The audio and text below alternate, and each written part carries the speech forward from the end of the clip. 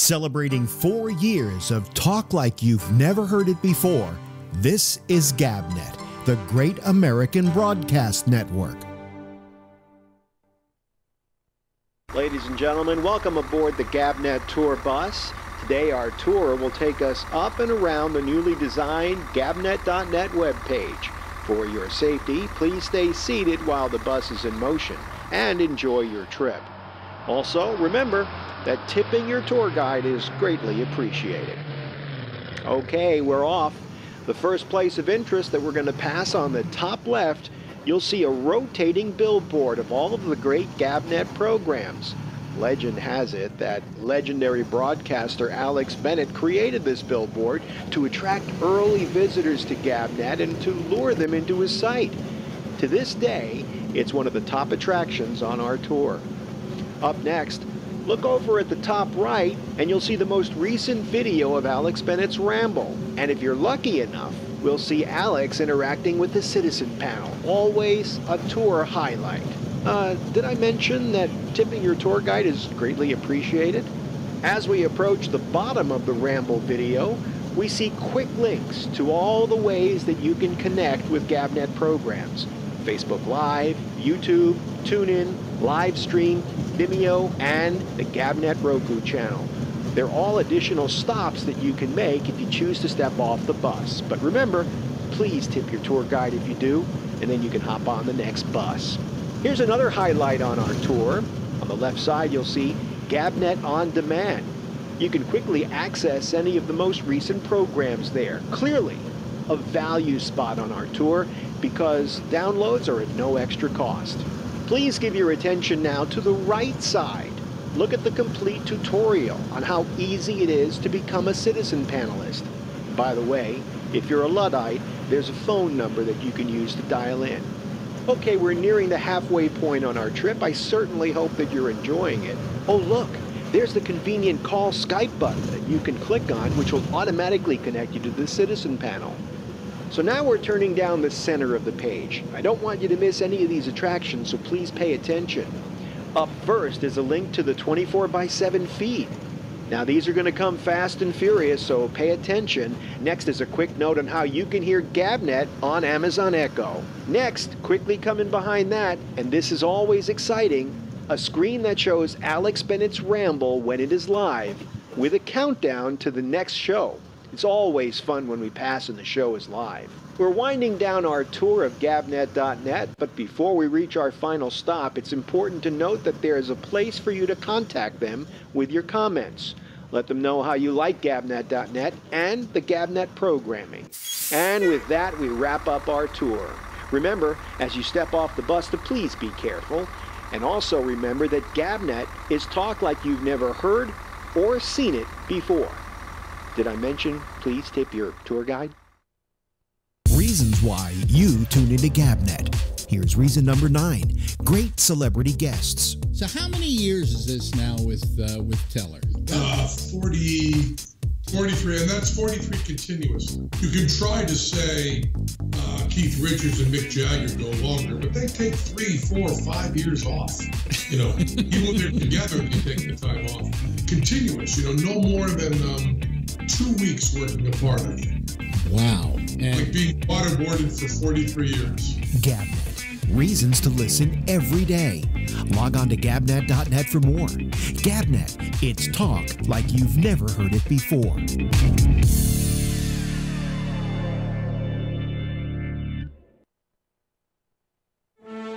Celebrating 4 years of talk like you've never heard it before. This is GabNet, the Great American Broadcast Network.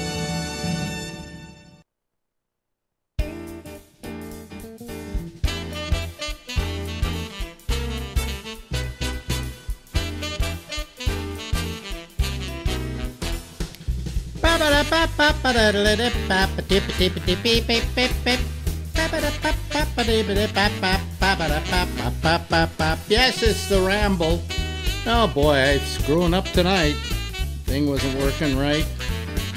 The people who are watching the video are only going to hear the theme song, not the great GabNet logo music and stuff like that. But what the hell?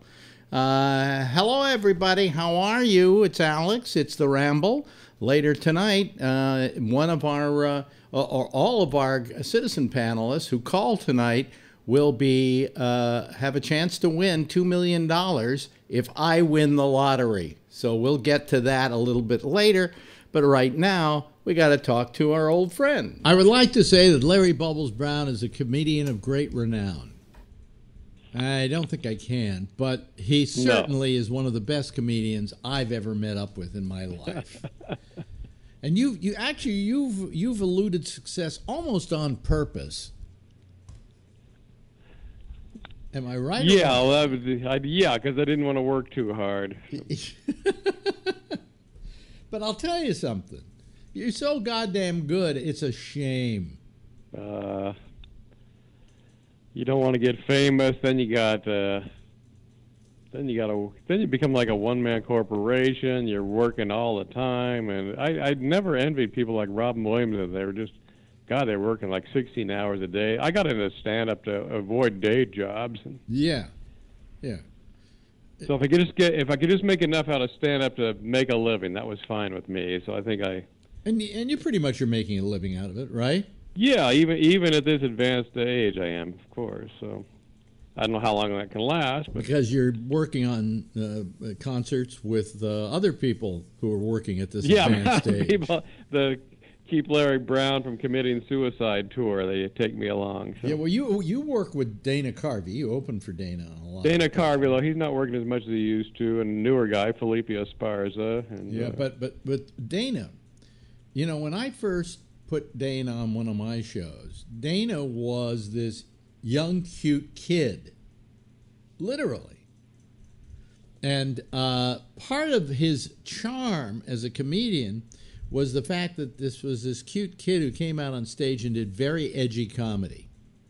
Mm-hmm. And there's the image of cute kid, and then you're listening to his comedy, which is edgy, and am I right? Yeah. And he still kind of has that cute look to him, that impish look to him. But as he got older, you know, I mean, think about it. How old is Dana Carvey now? Dana was born in 55, so he's 63. Wow. 63. Of course, he's going to look better 5 days dead than you and I do right now, you know. Yeah, well, when he was in his 20s, he looked like he was 12. So yeah, he looked like well, he used to have a joke or something about people expect me to show up with like a lunch pail or something like that. Or that I look like the guy. I look like, I think he said, I used to think he said that he looked like the kid in the tire ads. You know, there was time to retire. You remember that? And there was a kid with a candle. Well, the great thing about working with someone like him, where you go to these gigs, he's got so many great stories. Like he was when he was recovering from his heart surgery at Cedars-Sinai, Frank Sinatra died in the room next to him. Oh, really? Yeah, he heard a big commotion and people running down there, and Frank was there, and it just had croaked. So. Oh, wow! That's. So he tells me all these people we know that he said you got to write a book about this. He's got like 100 stories like this. Yeah, but being in the room next to Frank Sinatra dying, how historic is that? Yeah, that's pretty good, huh? And nobody cares about your fucking heart and whether you're coming back okay. What was wrong with his heart? Do you know? You remember? He's like the healthiest guy I know, but he had this genetic flaw that created very high levels of cholesterol. So his arteries got a little clogged up, and he went into open heart surgery. He got his arteries cleaned out it was in '98 at Marin General, which you're familiar with probably. Yeah, right. And got a bad surgeon. The surgeon repaired the artery that was good and left the bad one in there. Oh boy! So he had to go back to Cedars to have it redone. And that's when then he got a multi-million-dollar settlement in a lawsuit, which he gave all to charity. Wow. You know, Yeah. Should have given to me and you, but How many dollar settlement? I heard it was 7 or 8 mil. Really? And he gave it all to charity? Yeah. Wow, you went through that misery. You should keep it all and say this is He should have. Yeah. this is why I sued in the first place.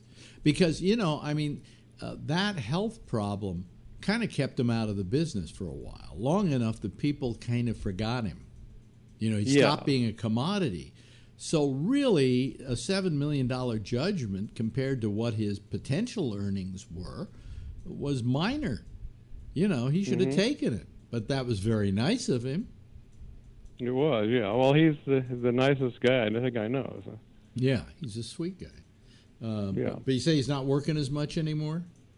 He's slowed down. His kids are actually getting into comedy now, so he's helping them. He moved back to L.A. to help. He took them down there, and they're doing pretty good. Yeah, I remember I have they were running on Hulu. They were running his old series from ABC, the one that got canceled after 8 episodes. Which was now has like this Hall of Fame cast and writers that were on that show. I mean, you had people like Stephen Colbert and Steve Carell. and Steve Carell. Louis C.K. Yep. He was one of the writers as well. Mm-hmm. Who else was on that show? There were a ton of people, but it was a very edgy show. What they did is they got this kid from Saturday Night Live who they bought the impish thing, and he went in there, and I can't remember who his partner was in creating that show, but I think it was it Judd Apatow? I'm trying to think. But anyway, he went in and they convinced him that he should make this thing really edgy.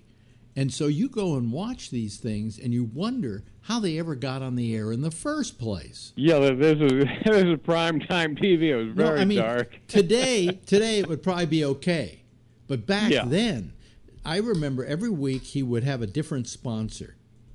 It was called like the Dana Carvey Mountain Dew show or the Dana Carvey something else show. And they would then do their own commercial for the product. And with Mountain Dew, they're sitting there in a lunch, in a break room. And Dana is sitting there with a can of Mountain Dew, and he pours it into a glass, and he says, "What does that look like?" And the guy says, "Happy refreshment?" He says, No. What does that really look like? And the whole thing was a guy making guesses and him, no, that isn't it either. What does that look like? And of course it looked like piss. So that lost them Mountain Dew. How many episodes did it get out of that? I think 8 episodes. And I think they released them last year. Yeah, they released them on Hulu. And maybe they may release them on tape as well. They're classics. They're just classics. And ABC went crazy. This is what was not what they signed up for. They signed up for the cute little Dana Carvey who does the church lady. Right. They didn't sign up for Dana Carvey who's looking at their sponsor's product and saying it looks like piss. Yeah, so I always had great respect for Dana on that one, Yeah, such a great guy. Yeah, but then he had the heart thing, and that put him out of the business for a while. I mean, some people were saying he was dying, he was in bad health, Those kind of things are never good they're a career killer, In showbiz, the last thing you can do is say you're ill because... Well, or be uninsurable. That's the big line. You're uninsurable. And I think that, that hurt his career a great deal. And I think he thinks so too, But to go through all of that and forget the $7 million, recovering in the room next to where Frank Sinatra is dying. That's a great story, isn't it? is to me the best part of anything. I would have given a heart condition just to have that happen to me. Yeah, It's so not- that's. But he's in good health. He is like Dana's kind of shy. He never really. He actually abhorred being famous, I think. So he's always very nice to people. But if he can avoid being recognized, he'll go out of his way to do that. You know. Yeah, some people don't mind being recognized. They're very good about it. They don't. Yeah, some people actually like it. I think it would be a kind of a pain if you couldn't go out in public without having people run up to you. I had it happen to me in San Francisco, where I was where I was quite recognizable because I was also doing TV. And some people are very respectful. Hi, Alex. Just want to say I like your show. Goodbye. Very nice. Yeah, that's cool. That's cool. But then you'll get the other ones who want to engage you in a long time friendship. Yeah, and or they seem like they're a little mentally ill, and you don't know if they're going to be violent.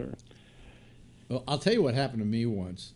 I used to do a thing in the morning on my show called the obituaries, as you know. Oh, that was my favorite segment. Where I used to talk about people who died.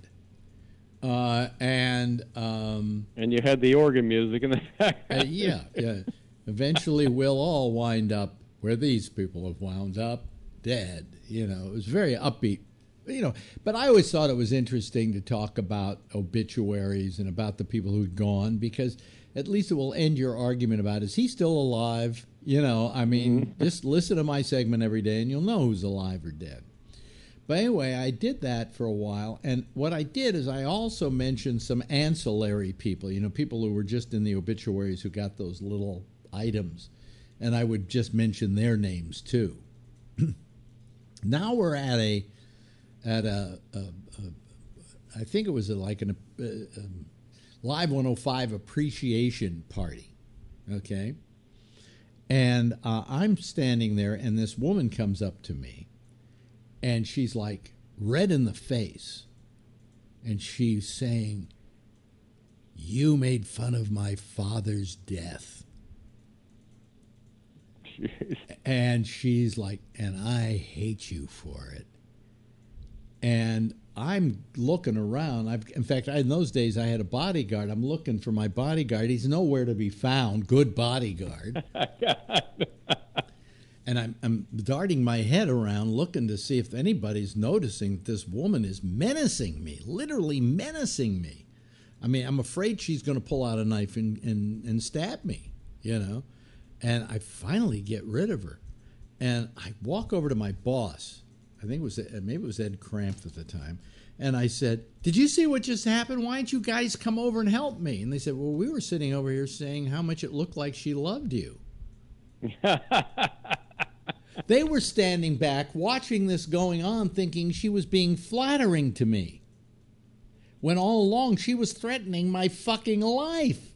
Jesus. So, being recognized does have its faults, right?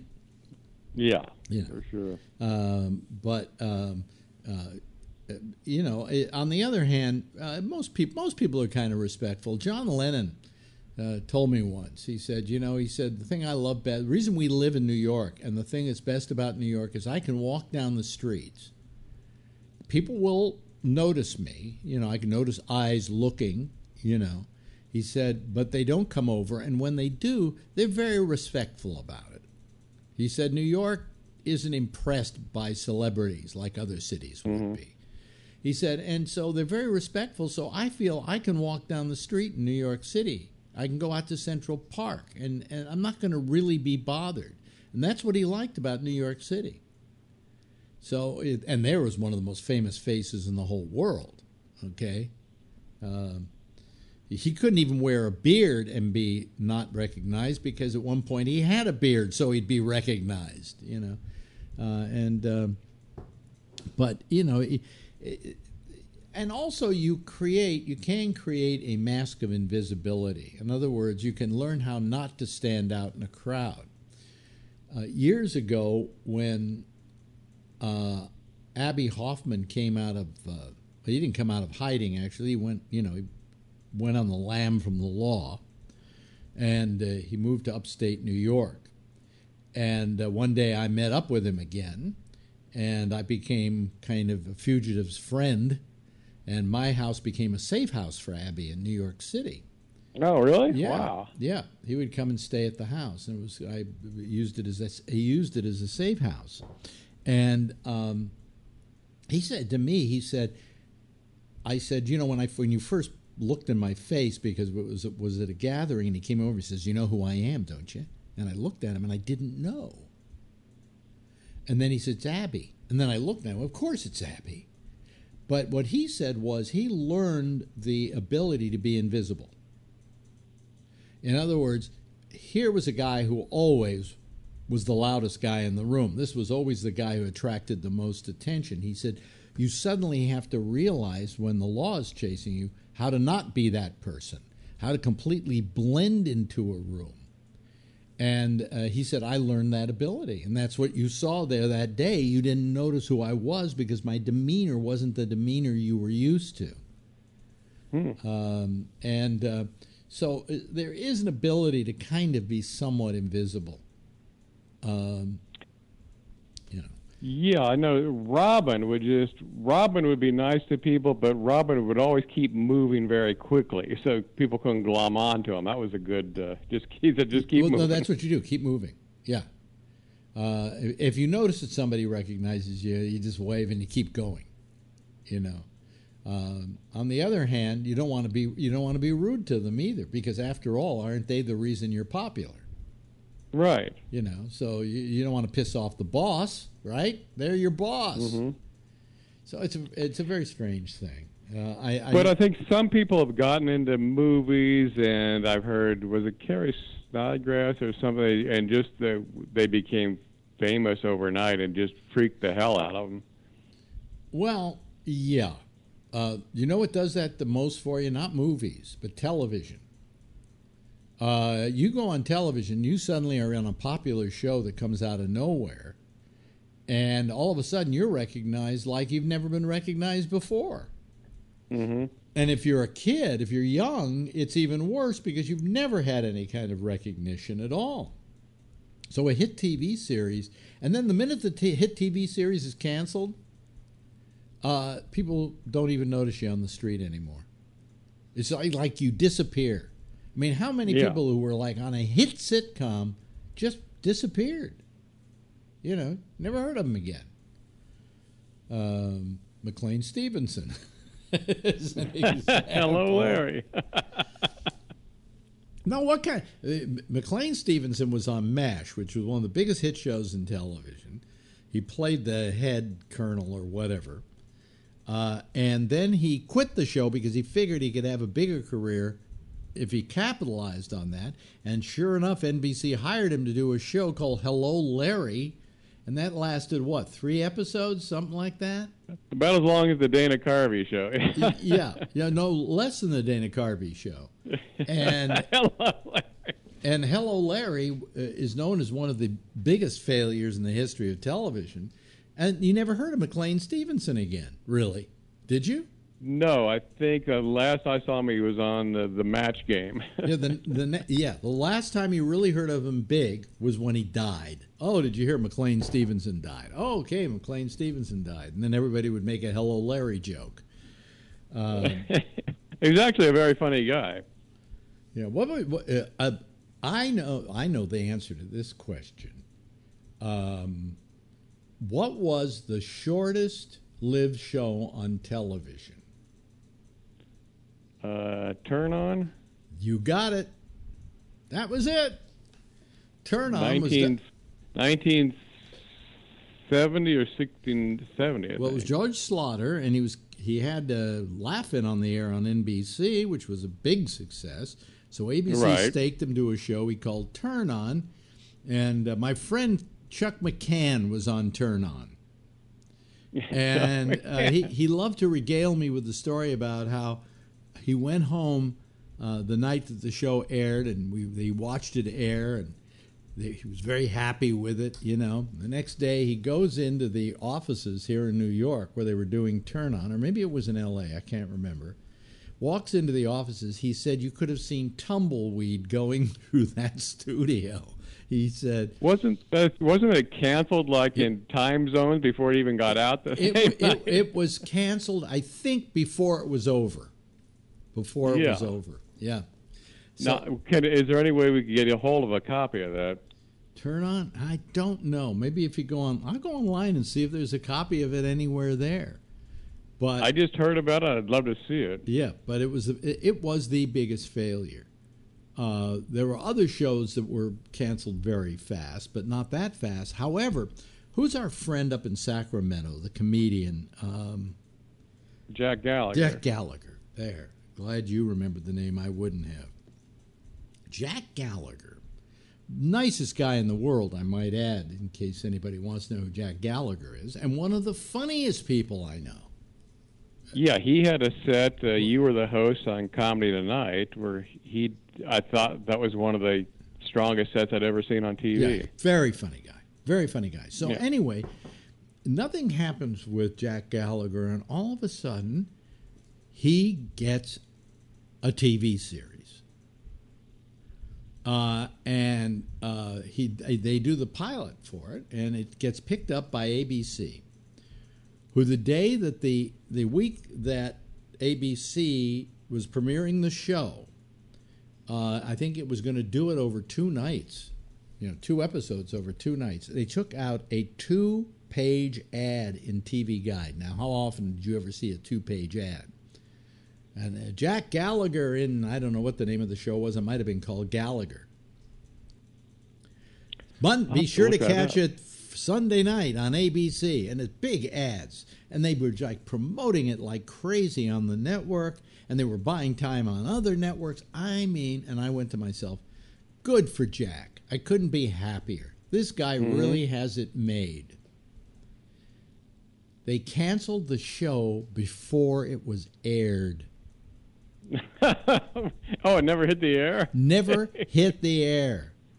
I often said to Jack, how big was the gun they had to take out of your mouth?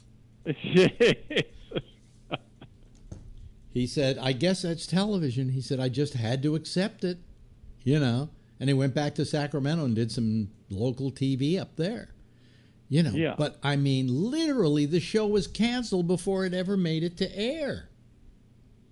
Now, how do you do that? How do you not say, let's put it on once and see if anybody likes it?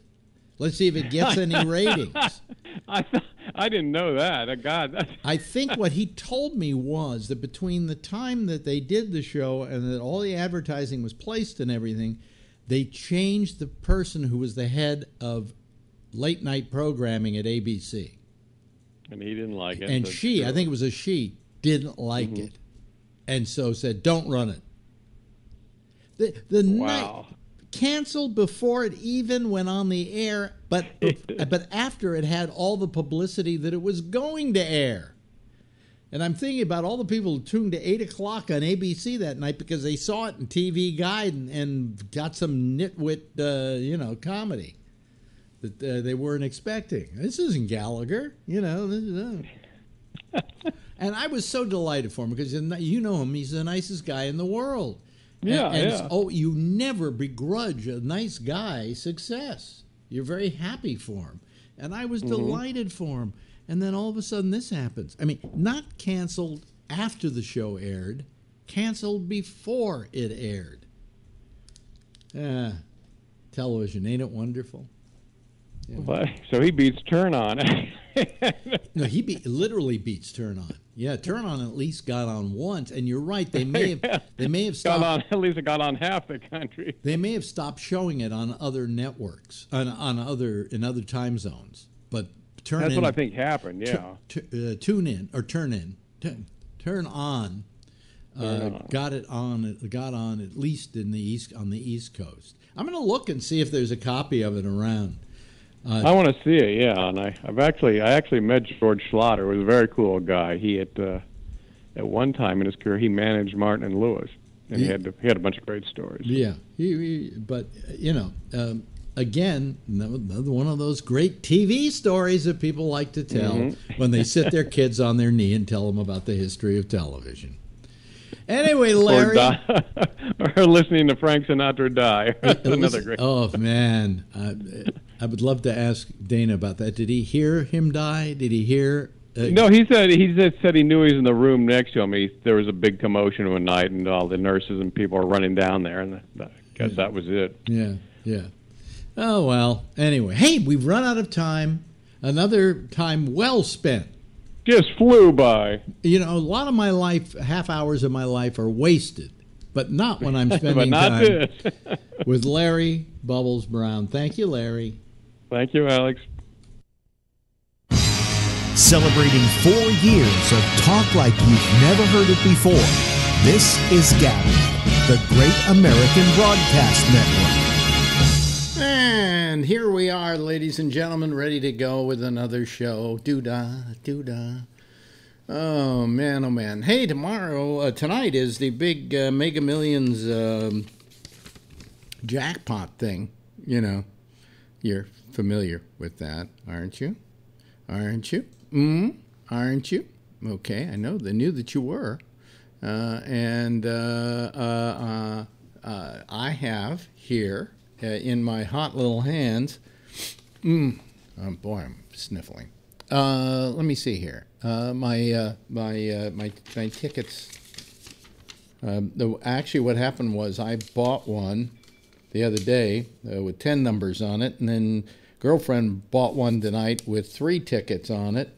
So we have a total of 13 possibilities that we can win the $1 million or the $1 trillion or the $1 billion, whatever the amount is. What is it? 1.6 billion this time or something like that?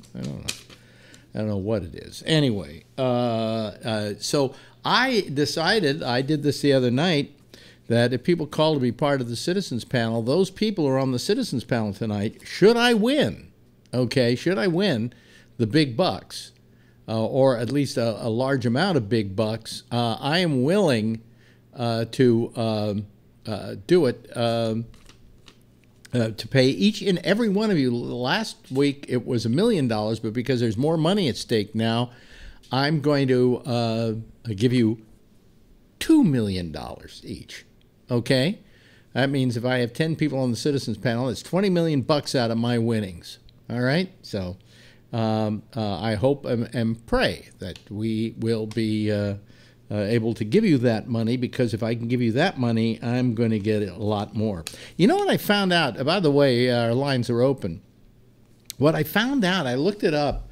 If you play the Mega Millions and you win the billion, and then you take the other payout, you know, the non-yearly payout, the truth of the matter is, folks, that doesn't pay your taxes on this.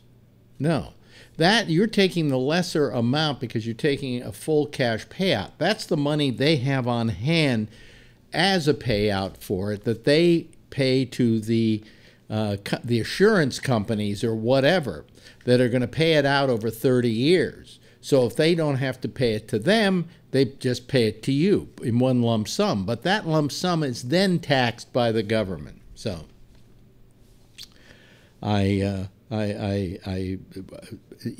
nobody's calling yet. I mean, and I've just been offering each one of you. What do I have to do? I'm offering each one of you $2 million. What's with the gang out there? Come on, folks. Oh, man. Let's see here. At Skype, we're at GABNET Live. That's the number to call. I don't know, my Skype looks a little different tonight. It doesn't have all the other Gazorchnits that it normally has. Let me see here. Recent, and then I do that. Yeah, it's all up and everything's going good, but I just got a whole bunch of things here that aren't normally what's up. But here comes Jeff Stein. Jeff Stein, the first potential winner of $2 million. I know, I got my $1 million already. Because that's what I'm doing, tonight. Because last time I did everybody was going to get $1 million, but then I was going to get a lot less if I won. But now, since I'm getting more, I figure share the wealth. Now, I want to show you how selfish my wife is. She said to me, so you're going to give them each $2 million tonight? And I said, yes. And she says, that's coming out of your money. And I'm thinking to myself, has she never heard of community property? What do you mean it's coming out of my money? It's coming out of our money. But I figure it's money well spent, you know. It'll make all these nights that guys like you, Jeff, have sat there listening to this dribble, make it all worth it, you know? So. You know, tonight is baseball. Is it baseball tonight? Yeah. Well, it's too bad because there are a lot of people who are not going to have a chance to win $2 million. But Renee Collins is yet another potential $2 million winner tonight. Hello there, Renee. Aloha. Aloha. Aloha nui nui. Sorry. And here comes Phil Meyer, yet another potential $2 million winner. Yeah. Yeah. What? Do I have audio? Yeah, but Yeah, you're square tonight. You're not wide. Oh, I'm on a MacBook, an old MacBook Pro. Yeah. Well, tell them what. Hey, Jeff. Yeah. Got a haircut. Oh, thank you. I needed one. Look at me. There you go. Wait. Man, I'll get the sunglasses. Yeah. That's why I don't go to Hawaii. The island would be wiped out by my bald pate. You I know. like Larry. I miss him. He needs to sign off every time and says, hookers. Oh, is my air Yes, it cooling is. machine? Is my air cooling machine's making noise? Oh, yeah. All right, let me fix it. Yeah. I turned mine as down as it can go without being off. Yeah. So, see? Well, you know, I by the way, I have I got this the new Apple Watch, and and this you can do with your watch, of course. But so any watch, this is the reason to buy the watch. any watch. Wait a minute, let me finish. I got tell this. Let me tell you. That's- No, let me. Listen. Can I tell you what I downloaded for the watch? And I think it works on any Apple Watch, whether it's a new one or an old one. It's a program called Sleep Plus Plus. And what it does, you put it on, you wake up the next morning, you go to the app, and it tells you how many hours of restful sleep you had, the best hours of the restful sleep, how many times you woke up, how many times you were restless. Why go to some sleep clinic when you can put that on your wrist and find out overnight if you've got sleep apnea? When do you charge it if you use that? Oh, The charging's a whole lot faster now than it was. Yeah, it's really fast. Yeah. So I mean, I Yeah, might so it's charge almost it. like you take.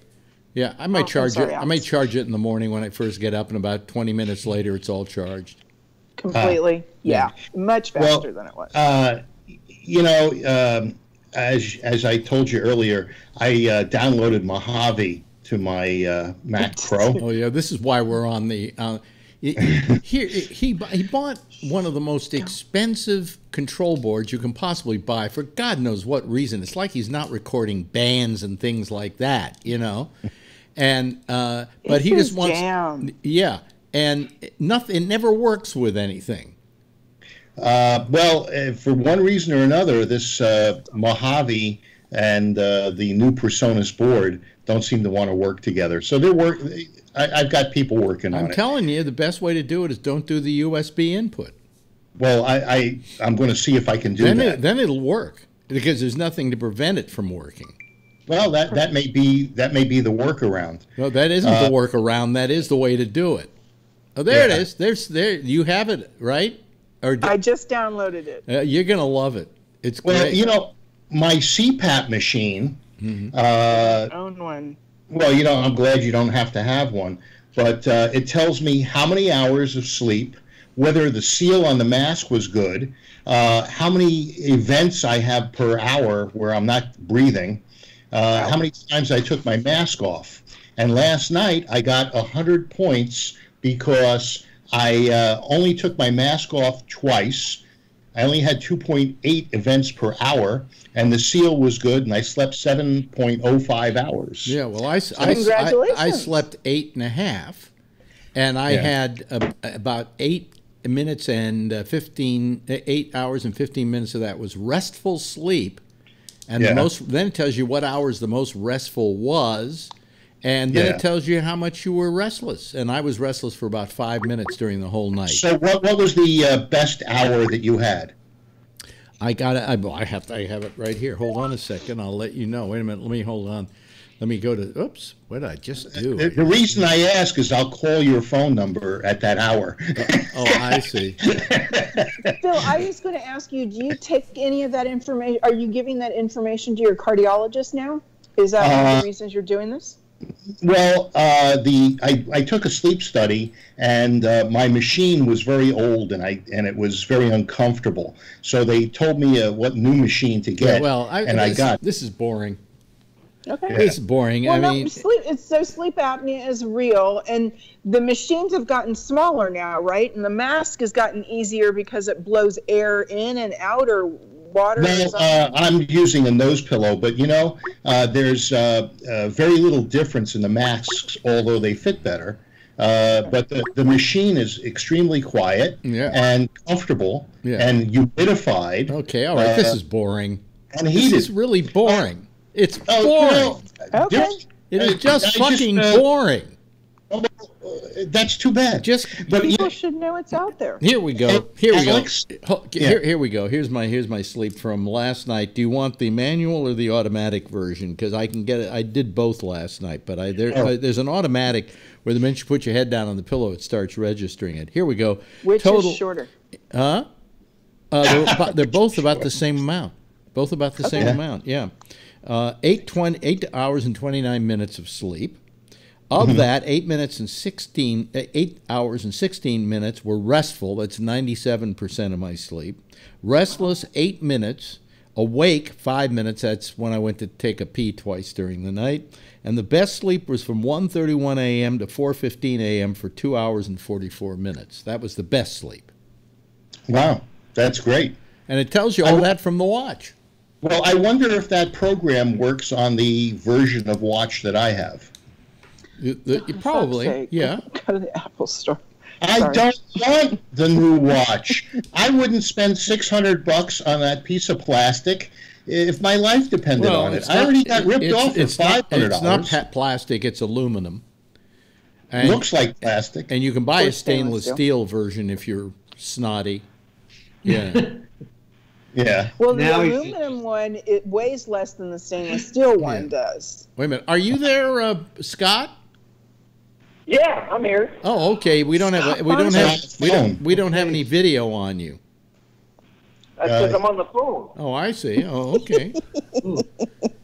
Hey, during your discussion with Larry Brown, you alluded to a Dana Carvey special show that he had come out with. And it reminded me of the episode on I'm Dying Up Here with the two black comedians, the heavyset guy and the thin kid, do an edgy show based on the notes that the kid had in the box. And it was very similar to Dana Carvey. Was that based on that Dana Carvey? I have no idea. You'd have to ask the writers of that show. But it was so close to what you were describing with the Dana Carvey thing. Not really. They thought that they were going to get one thing, and then they decided to do it in an extremely edgy manner. Well, they just expected Dana to be a sweet little kid on the TV that everybody would love, and he turned out to be. It turned out to be a very edgy show. Yeah. Hey, Kevin, you're watching the game, aren't you? Yeah. I'm watching the Sharks game. I'm not watching baseball. Oh, I can tell you Boston 5, LA 3. Yeah. The Sharks just got 3 goals in the third period. You're kidding. About 2 minutes to go. And they were What's behind. The score? You see, now that's 5-4 now. 5-4. 5-4. To a lot of people, that isn't boring, Phil. To a majority of our audience, this is exciting. What is this, the World Series going on yet? We've got the World Series going on in Hawaii, and he's got the Sharks game going on in San Jose. Yeah. The World Series is in Hawaii? Yes, of course. I just don't like the Dodgers, nor I like the Boston Red Sox. Oh, you're watching it. So I can't stand the Boston Red Sox, and I dislike the Dodgers less. So I'm gonna go with the Dodgers. No, I'll watch baseball about probably the 7th game. What's going to get the biggest ratings tonight? The World Series game or the revealing of the lottery numbers? I think the lottery number thing is going to be really exciting. Brief. Isn't the lottery tomorrow? No, it's tonight. Oh, it's tonight. You lose. There's another one. There's another one tomorrow night. But that's the other one. That's that's not the big one.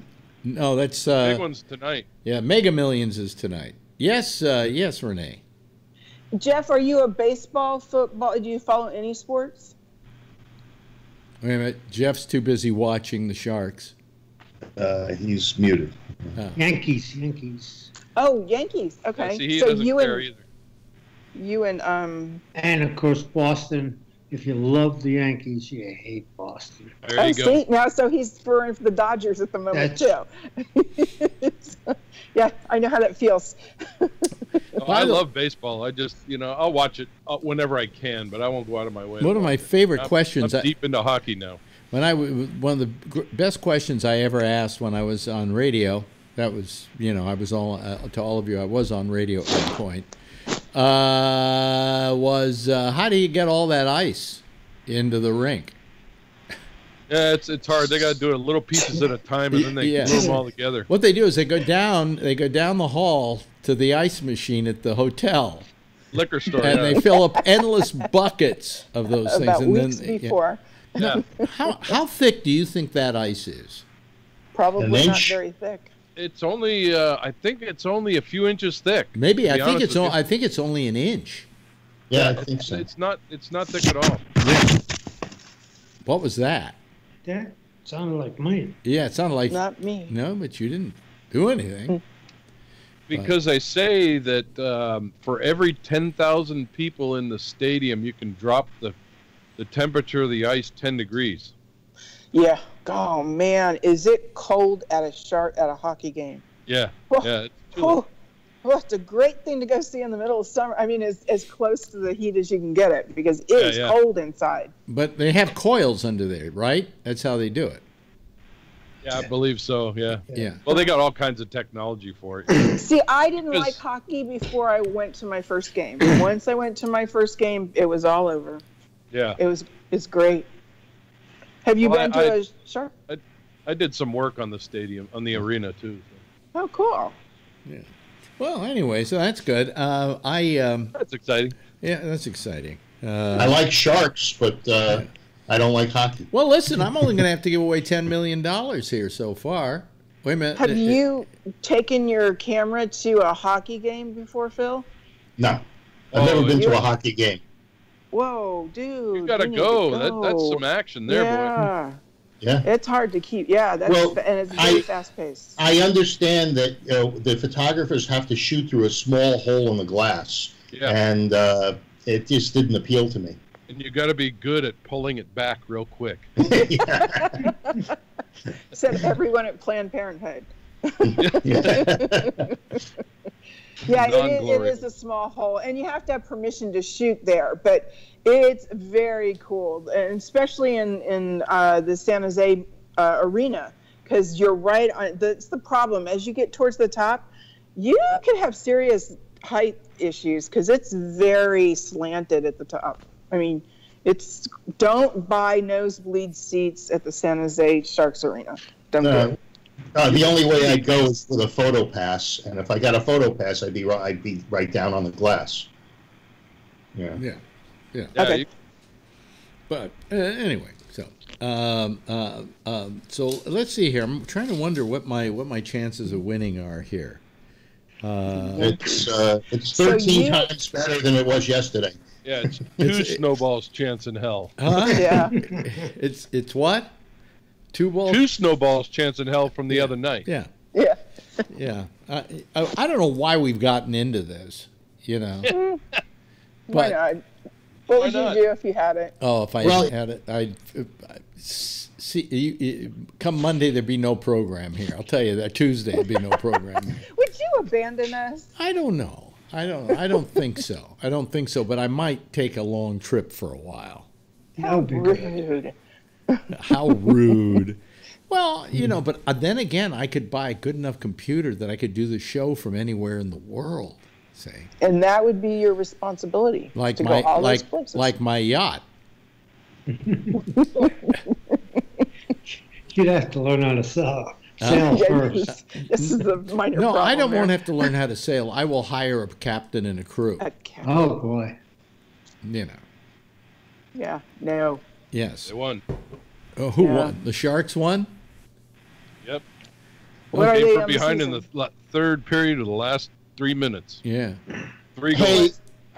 would you ever do one of those cruises like they have on that TV show knew on it. Bravo? I knew it. What? One of those like helicopters. What are you doing? What's happening with Renee? One of those helicopters, she said. Are they She thinks the CIA is watching her. No, it's the other helicopter. What other helicopter?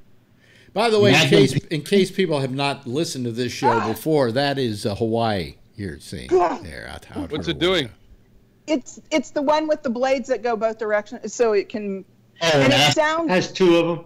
Yeah, Oh, and it Huey? sounds different. I think it's called an Osprey. Osprey. that. Osprey. And they're pretty cool Oh, yeah, to see, and they fly around here often, but not that often. I've seen 4 and maybe once a year. Yeah. Well, your That's why I got excited, skies look sorry. nice today. The clouds and everything are so. You want to go see the tugboat? The tugboat? There's a tugboat in the sunset soon. Yeah. Sure. Okay, I'll take you out there. Yeah. There's a tugboat sitting out there. Oh, he's being a tugboat. He's working. What's he tugging? Oh, Tugging. I know containers. I know that's a rude question for me to ask. Isn't that a Brian question? Yeah, Is that not a gay question? What's he tugging? Yeah. Let me see. She's taking her computer out to the back here. Here we are, ladies and gentlemen, in Hawaii. Is that a satellite dish I see there? On the deck. It looks like a table. No, it's a satellite dish. No, it's a table. It's a table. Flopped over. Yeah. Blown over. Well, or maybe it's a table you can use as a satellite dish. That might be the good combination. That's why the CIA is out there watching her from helicopters. There we go. Oh, look at that. Look at those skies. Beautiful. We had some beautiful skies here in New York City today, too. Yeah. Yeah. Did you get them up there in Connecticut, too? Yeah. Yeah. Really nice. A And then a little sprinkle, too. Oh, really? Oh. Yeah. Oh, look at that. Look at the sun going down on the water. And the palm trees. All we need is some music. Yeah. Yeah. Oh, there's the boat. Let me see. Can you? Can you zoom in on it? See, I've been working on that, but I don't know if I can go any further. Nope. That won't work. No. I think they're moving drugs between that boat. So, and there's a tourist cartel. helicopter. Yeah. But it's gone. Okay, so it's way up there. But if the military helicopter comes back, you'll be able to see it. Hey, we had snow on the top of the mountain. Really? Yeah, we had it yesterday and the day before. Yeah. Global warming. So, Jeff Stein, do you have any snow where you live? Wait a minute. Hold on a Not second. yet. Wait a We minute. beat you. Here, let's see. Let's see here. There you go. There we go. Here we go. Got the music. Dance, Renee. Yeah. Yeah, Music, that's gonna Hawaii, work. and Do snow. the hula. Put on your grass skirt. All of my friends from Colorado had snow Yeah. last week. Oh, did they? Okay.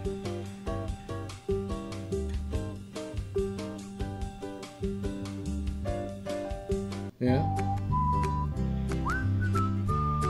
that's not. It just says ukulele music. That's all. Well, now that Don Ho is dead, can't you play his stuff? Oh well. Anyway. Oh yeah, he couldn't come after you. So you get to see Hawaii. Very nice. Let me see here. I wish I could find some good Hawaiian music. Let's see here. Hawaiian music show. What's that? That doesn't sound like Hawaiian music. No? Oh, well, forget it. Oh, damn it, Bowie. What? I'll get my daughter to come in and play her uke. I'm being a bad Doing her homework, homeowner. What are you doing? Well, I left Bowie today because I had to get my eyes examination and came back and he was in the trash can and I just realized where the rest of it is. How do you mow the lava? It's a special kind of lawnmower. With a lava mower. We use it's Trump voter faces that we use on the blades. Yeah. Yeah, and we like that grounding kind of look. So, there was one. No, just kidding. So listen, I want to know, Renee and Kevin and Scott and Jeff, have you all sent your checks in to finance the caravan? Why would Because as you know, the Democrats are financing the caravan. Yeah, Alex. Yeah, and Soros. Wait a minute, wait, Scott? Scott wants to talk. Yeah, I was down there getting them all registered to vote. I see. I thought they already did register at the DMV. Yeah. this is. I make sure I got the MS-13 guys. Yeah. Okay. It's such a lost leader. It's such a shiny object issue. No, and we shouldn't be involved in this until they get closer. No, but the thing is, it is probably, of all the things that I've heard of Trump lying about, this is the biggest lie. And that gets us what? It's just a big lie. 10% discount? The Democrats have been financing the caravan. Oh, really? Hey, when they get up to the wall, I say they break out the fire hoses and see if they can help them swim back to Guatemala. Okay. Yeah, they're all well dressed. They all have new shoes. They're all well fed. Most of them are in military age. I believe that Trump is right, that these guys are invading. Mm-hmm. Yeah. And they're coming here for economic. They're coming here for economic reasons, not because Honduras. I'm looking forward to going to Honduras. It's got great scuba diving. I know people that go there. Well, then why don't you go, Phil? Because the United States, what do you call it, Department? State Department has warned against Americans going to Honduras. But go for us, will you? I'll give you a Nike Trump shirt to wear down there. Yeah. There is a place called something Sula. And then there's a couple of dive. That's great. Go down and dive all you want. Dive all you want. Well, this has been a very with really nice air tanks down because there. the State Department has warned you not to. So if something goes wrong, they're not going to come bail your ass out. Well, Phil, are you still licensed to scuba dive? Has he been approved by a doctor? Surgery? Well, I need to go in for an examination, but this is my master's scuba diver card. We don't give a shit you have a master's dive card. It may be taken away from you because you're... Did you just show us your C card? I was getting my documents. Showing off. Yeah. But I was getting all my documents together for the Bahamas trip. Yeah, I just couldn't believe what I heard today with the assertions that the Democratic Party has been financing the caravan. I mean, that is the most absurd thing I ever heard in my life. But you know something? The Trump people are so stupid they will believe it. Absolutely. You believe it. Absolutely. And I hope that they get stopped in Mexico because this is definitely an onslaught of people that are coming over here. And they're not respecting, they're not coming in the right, the way our laws are set up for them. They haven't gotten here yet, so you don't know how they're coming in. Well, they're walking. That's how they're coming in. Yeah. But they will be processed. And this is my big thing. This is why I think this is a shiny object thing until they get closer. For one thing, when they get to the border, they will be processed. How come they broke through the border? Some women and children and people with passports actually were let into Mexico, but they broke in through, most of them, the 4,000 that were on that bridge, broke through a fence and then overtook the authorities there. Yeah, I saw that was a huge fight. Did you see that?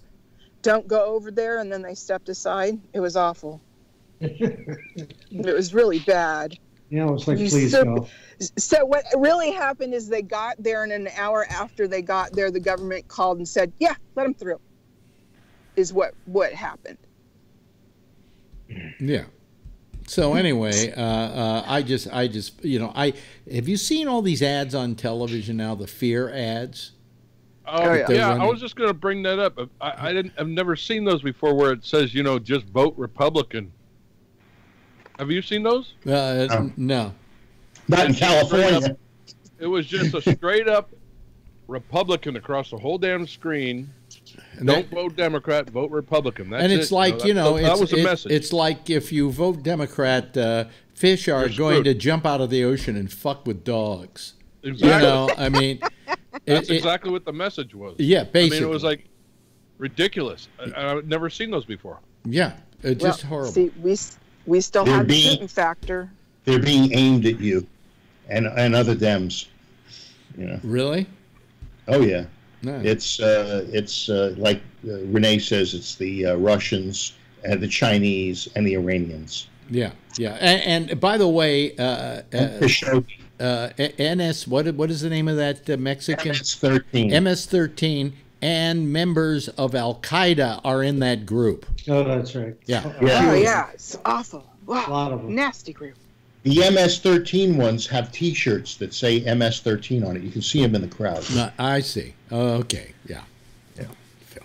Okay, I am done being the stand, so we're going inside. Okay, go inside. Okay. But that's nice. We got to see some wonderful visuals of Hawaii without actually having to go there. Are you close enough to the breeze that the mosquitoes get shushed away? For right now, right now we've got a little bit of a breeze, but I've seen those mosquitoes land on my dog. Wow.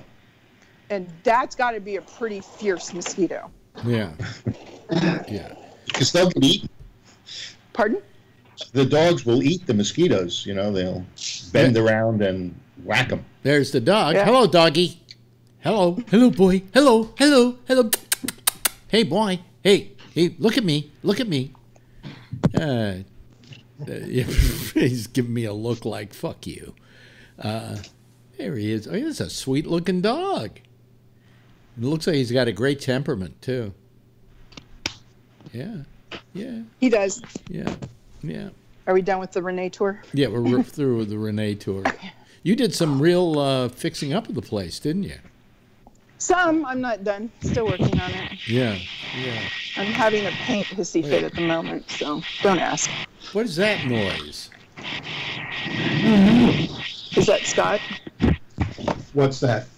Is my microphone on near the keyboard on these MacBook Pros? I don't know where the microphone is. I have no idea. They're probably in the screen. I laid a piece of paper on it, and maybe that's the noise that it made. Who knows? And that's why I didn't hear it. Now, I started messing with your photos. My photos, yeah.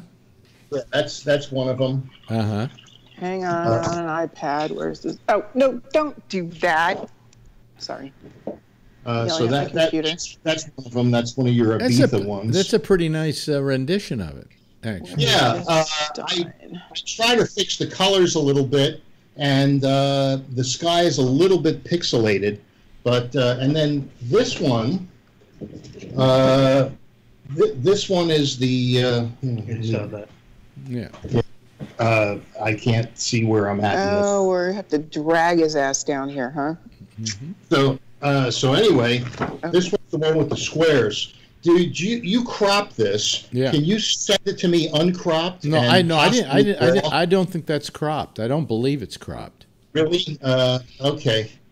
Because I straightened it, and what I get is the bottom shelf of the boxes, and I straightened along the windowsill, and then I brought up the sky in the window, and open that up a little bit. Yeah. But I've been messing with them. If I get them decent, I'll mat them up and send them to you. Oh, okay, yeah, that'd be very nice. Thank you, Phil.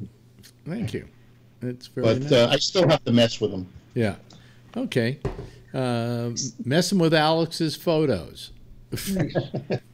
Well, may I ask, when the photos that or the negatives that you inherited, did you send them off to a company to have them batch moved into the e-files? Oh, you mean mine? Yeah. Yeah. Yeah. Okay.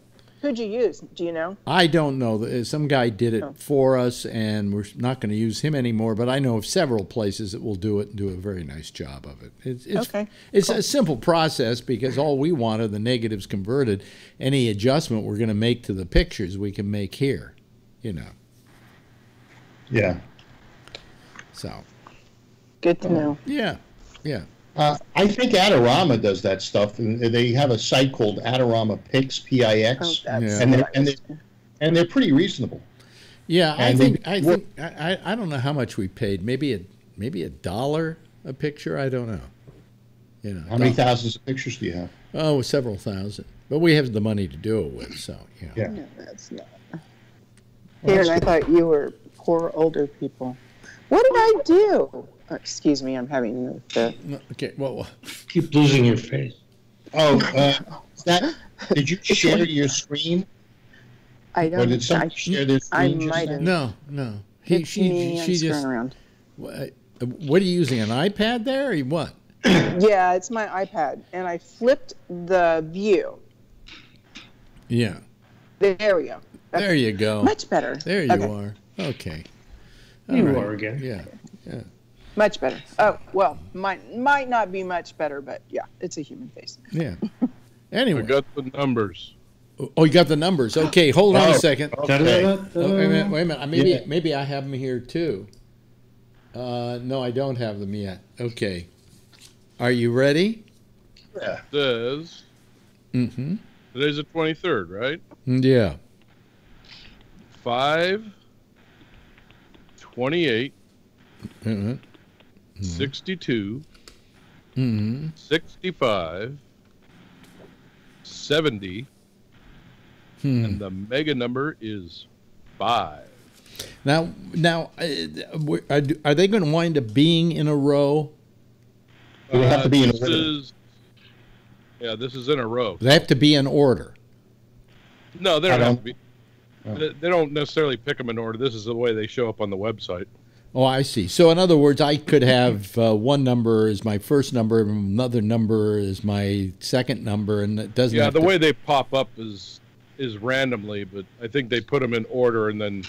So, Kevin, if he wins $4, does he still owe us each $2 million? No, I know. I said if I win, but I don't even have that. Give me the numbers again. 5. No, 28. Wait a minute. Hold on a second. I just want to make sure I don't have 5 here somewhere. No, I have 1 5 there. Yeah. And 28. Then, I can't believe 28. Let me see if I have a 28 anywhere here. Boy, this is really scarce pickings here. Yeah, go ahead. Doesn't the 5 and the 28 have to be on the same ticket? On the same line. On the same line. Okay, what's the next number? 62. 62. Let me see here. Do I see a 62 anywhere here? No, I got a 61. Probably screwed for the rest of them. 65. What? 65. 55. 65. 65. I have 55. Does that count? No, I don't have 65. Go ahead. 70. 70. Nope, not even a 70 anywhere. Mega is 5. and the Mega is 5. I don't even have that. So if you had a Mega, any one of those other numbers, you'd get at least $4 on the same line. Oh, you won $4 the other night. Yeah. Now, does it say who won on the site? You know, oftentimes to give the city the winning. I don't think they'll find that out for a while. That takes a little longer. Not instantaneous, huh? No. I don't think so. I don't go in that far. I just look for the numbers. Okay, folks. Well, another one of our big lottery deals here. Another loser. Huh? Another loser. Another loser. Yeah, gee, I guess I can stop dreaming about what I would have done with the money. So. All right. Well, I wonder if somebody's going to win this time, or if it goes to $3 billion. If it goes to $3 billion, you're get ahead of Trump on the billionaires list. No, it's not going to go to $3 billion. No? It'll go to something like 2.2 billion or something like that. You know. Oh, yeah. Even better. Yeah. So anyway, well, I get I'm. Yeah, that last one, 5 out of 6 won in Morgan Hill, which is right up the road from us, like 3 cities. And up. How much did they win? Couple mil. It was a couple few million, I guess. Yeah. Oh, is that all? That's all. Wow, that's terrible. But it was nice. They showed this morning on, I think it was on Today's Show or something. They showed feel-good stories about people that won the lottery, and not the ones that were disasters. They showed a couple of people that had started foundations, and this one couple that were in a small town, they started a local foundation, and they bought a grocery store and built it for the town that was, a small town that didn't have a grocery store, and they built this nice grocery store. There were good stories. It was pretty cool. Yeah, I think I'd do something nice for people, like take them out to lunch. Yeah, for one day. Yeah, but they'd have to leave the tip. Yeah. Well, I go up to the food bank up the corner. Yeah. Where all these people are lined up and say, the food's on me. Yeah. Yeah. Fresh bananas for everybody. Did you spill some? What? Did you spill some of it? Yeah, right. Yeah. But no, I don't know. If I won a lot of money, I suppose I would do something nice with it. Some of it. A little bit of it. Not all of it. There was a story this morning about a kid that saved somebody or something, and a young black kid, and he ended up starting a foundation to help people. I don't remember if he ran in and got somebody out of a burning building or something like that. Did you hear that story this morning where he got honored for no. For doing additional good deeds? No, I don't watch those feel-good stories on the news. They piss me off. He's a Republican. He has to watch them. They do piss me off because I watch Lester Holt every night.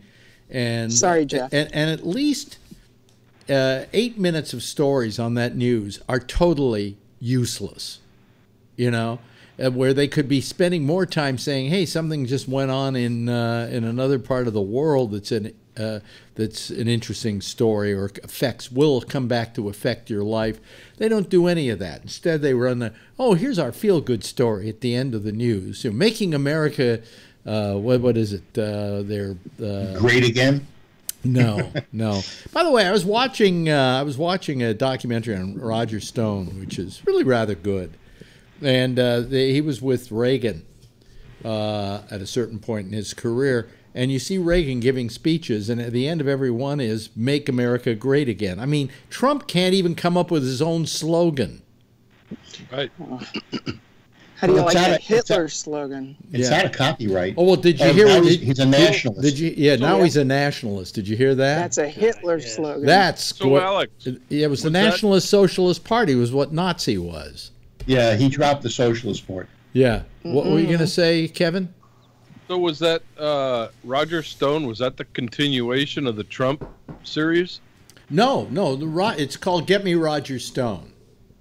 I've seen that one Trump series that I watched that you suggested kind of ended with there was going to be something on the Roger Stone thing. Yeah, well, I was supposed to see him at the Commonwealth Club and get the book, the signed book, and then they canceled it because I guess all of a sudden he was looking at getting indicted and he was being questioned, and so they canceled his appearance at Commonwealth Club. Yeah, well, Roger Stone, the documentary, I saw it before, and the girlfriend has never seen it, so I put it on for her to watch. And it's called Get Me Roger Stone. And it's all about him. I mean, he's a terrible person who you kind of like in a strange way. He's very strange just in the way he dresses and the way he presents himself. Yeah. Like, or you feel sorry for him? I don't feel sorry for him. Well, I was going to pay $55 to see him. And get sorry the book. For you. And get the book. And get the book. Yeah. Well, did they cancel his thing at the Commonwealth Club, or? They said he did, but I'm not sure that that's. They've always had controversial people there.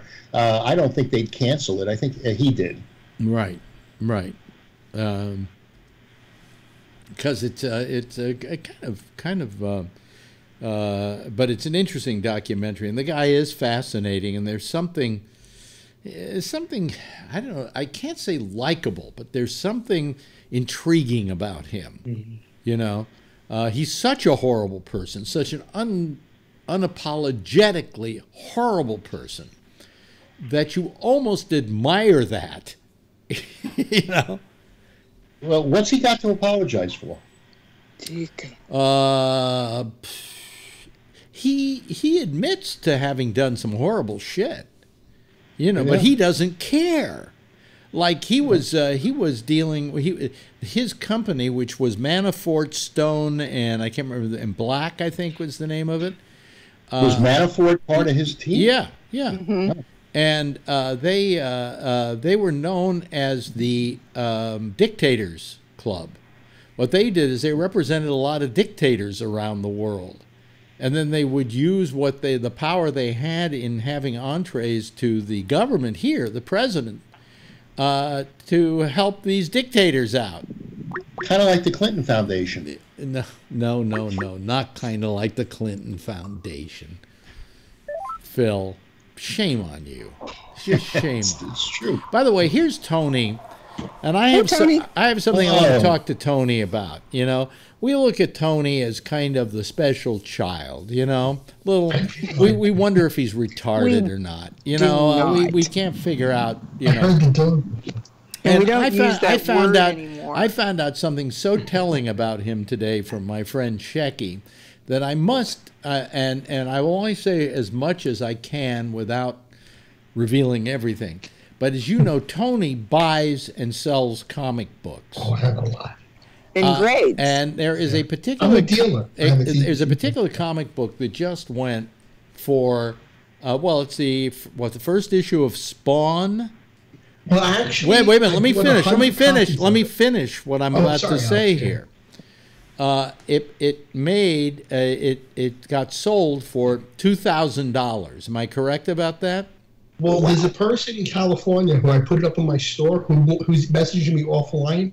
He's negotiating with me. I'll take $1,200. No, wait a minute. Let's go back. I want to go back to the original. Wait a minute. Hold on a second. Tony. He does now. Hold on. Now, Tony.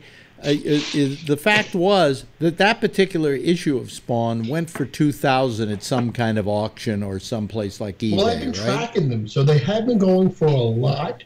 One went for two. Am I right? One of them went for two. One of them went for about salmon. Wait a minute. Let me talk here. It went for about $2,000, didn't it? Well, I actually have it up in my store for $2,000. Yeah. But he wants me to pull it down. We're trying to negotiate offline where he just PayPals me the money. And I'll be very honest.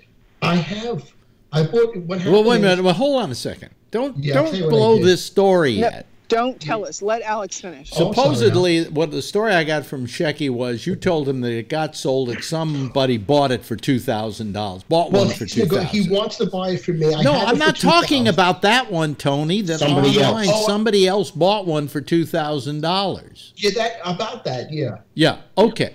All right. Yeah. About. Tell them how many copies of this particular comic book you have. I'll tell you what happened, Alex. Back in the early '90s, right? Yeah. Image Comics is like a new label, and the big artists from Marvel, like Todd McFarlane and Jim Lee, they wanted to leave Marvel because they were smart. They wanted to create their own characters, but they couldn't retain the rights if they would have released it under Marvel. They would have owned those rights per se. Right. So what they did is Todd McFarlane, who I'm a big fan of his, even though he's a so-so writer but phenomenal artist, he created a character called Spawn. He didn't want to release it under the Marvel banner, from what I heard. So he said, hey, I want to start my own comic label. So he brought a couple of other big artists in, and they created Image Comics. And then he released Spawn 1, and he retains all the rights to it. So now they're going to make a movie out of it. I think Jamie Foxx is playing Well, they already made a movie out of Spawn. They made they're making another one now. Jamie Foxx is getting it.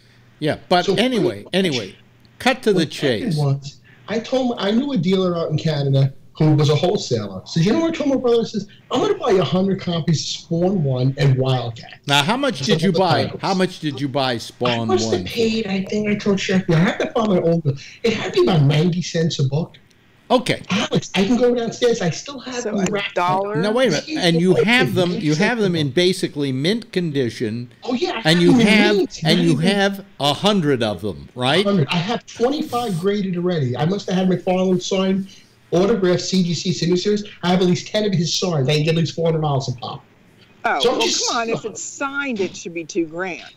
Well, actually, Todd's signature is going for like $4,000, but I have so many. Yeah, but this is also this is the first. Wait a minute. This is the first issue of Spawn. It's the first issue, but then I actually bought after that. I bought the first 20 issues, but not in 100 copies. There, bastard is. Oh, you can't see it. But the first one you bought 100 issues, 100 copies. So you have 100 copies of the first issue of Todd McFarlane's Spawn. Yes. Which went somewhere else for about $2,000. Yeah, about that. Yeah. So conceivably, if you parcel these things out and don't sell them all at once because you're going to be lowering your own. I sit on a lot of stuff like you would. You're going to lower your own value on it. I won't sell. I would hold until later. Yeah. Yeah. There's books that I don't want to sell now that I would just keep, and I would sell them later on when I got older. So but these other ones, it's like, oh my God! If I showed you these Spawns, I'm laughing about it. I said I got them for like 60. So let's say you sold them all for $500, you could make $50,000 right That's there. what I was thinking. I want to buy. You know what I did? I told Shecky this. I bought some. I bought a couple of shares of Google with some of my sales. So what am I going to do with this for? So I bought a couple of shares. I said, I'm going to buy Google with my stupid Spawn comics that I sold. You know, when movies come out... I gifted over some shares of Microsoft to my niece for her birthday. Hey, you know, when movies come out that have these characters in it, it seems as though it raises it. Now, a friend of mine gave me 3 or 4 Hulk #1s. I have 181. Shecky has that. And they, you know, they weren't. Some of them, the cover, the staples had detached. Well, that's restored. If they start removing staples, that's a restored comic. No, it didn't. Yeah. They didn't remove it. The cover detached. Yeah, the staples. Sometimes they actually take the staples off, clean them, and then I know you can really like restore. I sold one of them for them on eBay for $700. I know that they. Yeah. Huh? Yeah. If you're going to buy on eBay, you really have to buy a graded comic because you want someone to do a restoration check. These weren't graded, and I didn't buy a raw sold for him, and you know, some of the color of the tape was is. Huh? And actually, Alex McFarlane's a phenomenal writer. He's a terrible writer, though. He's a great drawer, but his stories stink. One time I was on a line, he said, "What'd you think of my comic?" I go, "I love the artwork, but I don't really know where the story's going." He gave me like a dirty look, like, "Really? You're like a nobody." I said, "I know, but you wanted my opinion." What kind of story my comic? Because I'm going to sell it. It's Christ, Tony. What kind of stories can you have in a comic book? Well, I have my own little stories in my head. I'm telling you. Well, there's some good stories. Yes, Jeff had his hand up. Jeff. Yeah, Tony, do you go to that big show in New York that was actually a couple of weeks ago? I go to the New York Con because it's too much. I actually used to like going to the smaller shows because then you could actually talk to the writers and the artists a little more because it's more personal. The big shows, there's just so many people. It's too much going on. You can't even really get to anybody. Yeah. Like at the smaller show I went to, I actually got to meet one of my heroes, Nick Carty, who passed away. He's like a Silver Age artist, and he was so nice to meet. It was like you could sit there, nobody was even bothering him. I was asking about how he came up with different story ideas, and he was really nice. Even though I was getting autographs, I actually enjoyed talking to him because it was like, wow, he's really laid back. You can actually approach the guy. But did he enjoy talking to you? Alex, some of them are like real major assholes. Well, I can hardly wait till Phil gets his old microphone back because that thing is so Alex, I met Neil Adams. He's a prick. I met Neil Adams years and years and years ago. I never got to meet Stanley. That's the only thing. I wish I would have met Stanley. When I hosted the comic award show and Stan asked me to do it. He's cold. He was a kid at the time. I never got to meet my hero, Jack Kirby or Stanley. I was too small. I don't know if I met Jack Kirby or not, but I would have loved to meet Jack Kirby. I would have went nuts though. I knew Stan. You know. Oh, I love But Stan. all I'm saying is that for all we feel sorry for you about your mental capabilities, apparently you ain't too stupid. No, I'm kind of goofy. I live in my own little world. I do. But I mean, I enjoy it though. I'll be honest about it. I really enjoy the comics. Where do you keep all the comic books? Where do you keep the comic books? They're in the basement. I have the whole it's comics all over the place. How do we get into the basement?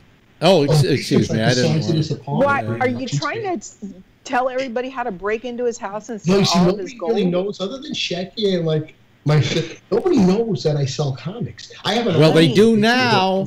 We do now.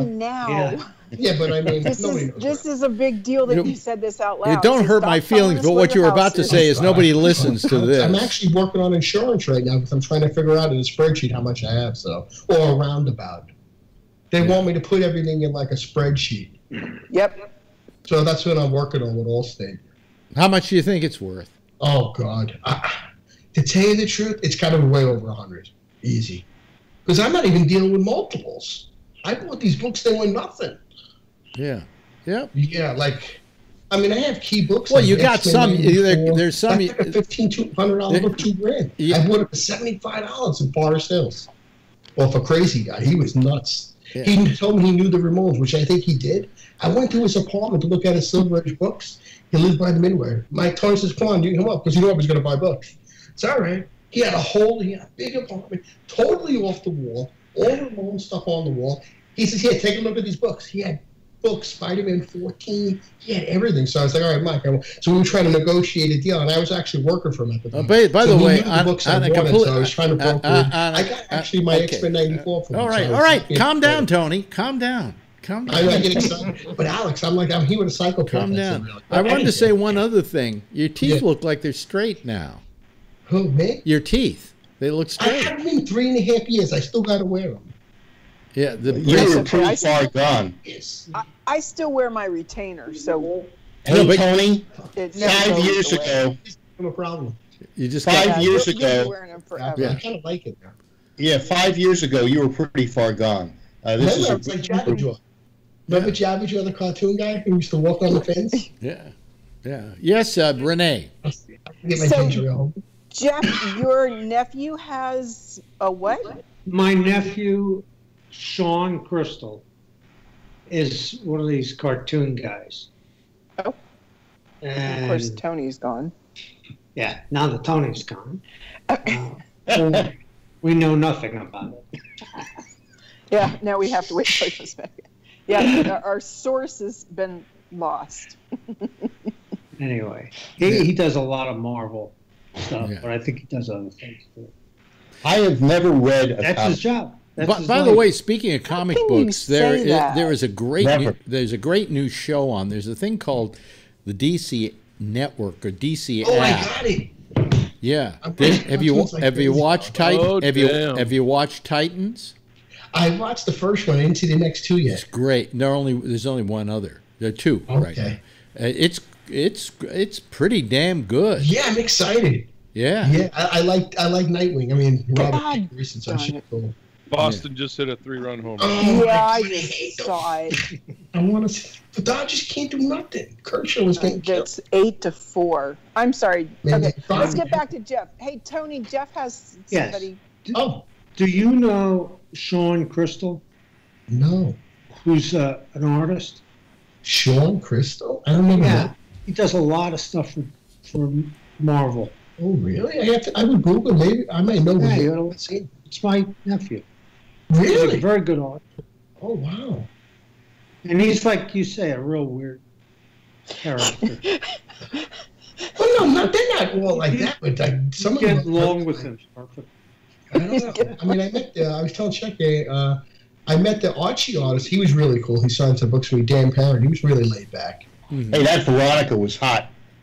The what? I made him sign the Archie meets Batman '66. And I've got them coming back. I'll show it to him when they come. Yeah. Then, he charged me $5 for a signature. I felt bad. I had to give him something. Okay. Come on. So anyway, Scott, are you there? Yeah. I just wanted to see if you're there. Anything you want to say tonight? Well, the reason I'm calling in on the phone is because we officially moved the refrigerator over to our new house, so I don't have internet yet. So I'm. Oh, congratulations! Well, I guess, and but maybe the internet's coming in tomorrow, and we'll see what happens. You moved the refrigerator over to the new house, so that was the reason you got out of there. Oh wow! Hey, now, Wait a minute, Scott, hold on a second, Phil. I'm trying to ask Scott some questions, right. and it's difficult here with him on being on the phone. So why do you have to follow the refrigerator? Is that what this is all about? Where the beer is. Food. That's where the beer is, exactly. No, I say okay. I was wondering. All right. Now, Scott, is your old house in escrow or sold or anything like that? No, we're still working on fixing it up and everything. So it's kind of like a job for me now to get it all prepared. Yeah. Now, my girlfriend's sister and brother-in-law live in Frisco, and they have a beautiful home, and they want to sell it. And it can be on the market 6 months, a year. Wait a minute. It's very difficult to sell. Where do they live? Yeah, but that's Frisco, Texas. Oh, Frisco, Texas. Oh, okay. Isn't that? He lives near Plano. Oh, they're not close. They're near Dallas. Oh, all the cities in Texas are really close to each other because the state is so small. Dallas is the city of some states, or what do they call it? The Dallas Metroplex. Yeah, it's a huge. Oh, you want to know what's larger? Is the Houston Yeah. Metroplex?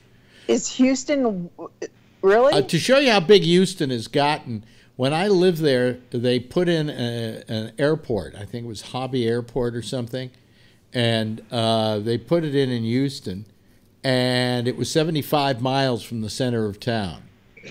And now it's just right on the edge of town. Okay, that's how big Houston has gotten. Wow. But Frisco's that's a big and up and booming town now. Yeah, well, I think they're going to be on the market for a while, like many houses there. Where do they want to move to, Phil? Arizona. Ooh.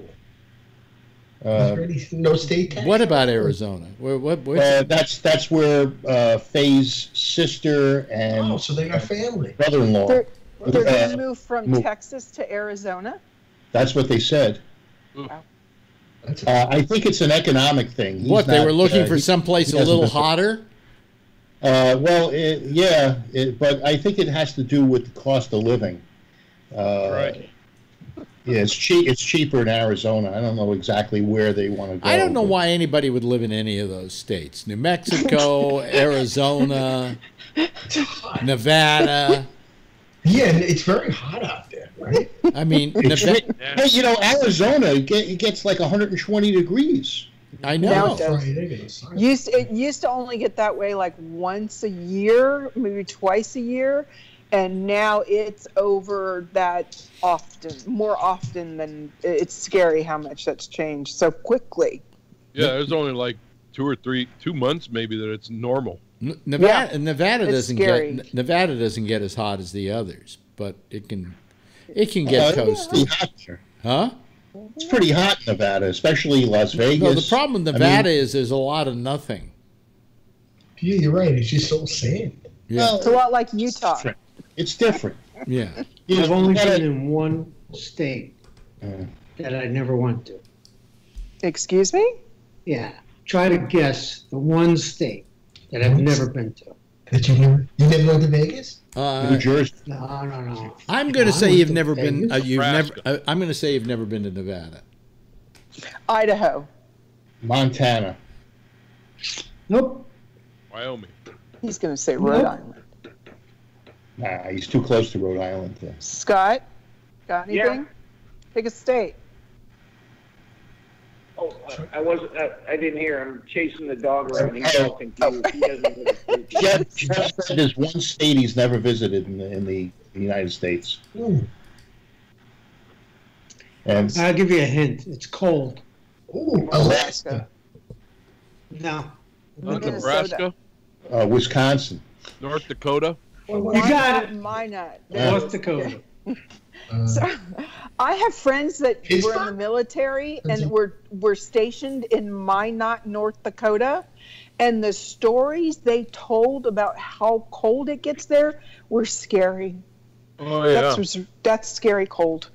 It's the state that has. Here's what I don't get. I do like here's what I don't get. Why there's North Dakota and South Dakota, when if you combine the two populations, they don't amount to like Rhode Island, you know? So why don't they just combine them, call them Dakota, and leave it at that? You know? Well, then they'd lose 2 senators. That's okay by me. Why should they? Here's the inequality of it all. Why should any state have 2 senators? Why not? Why not? Because some states, there are 2 senators for all of California, the millions upon millions upon millions of people who live in California, and then there are 2 senators for, say, North Dakota, where there are a couple of 100,000 people. That's hardly equal. That's over 200 years ago. Yeah. When there was only 13 states. Yeah. Then it made sense. And they had to figure out how to do this. Right. That's why we need a whole new constitution. You know, all of that. I think you're right. Porous borders. Yeah, sure.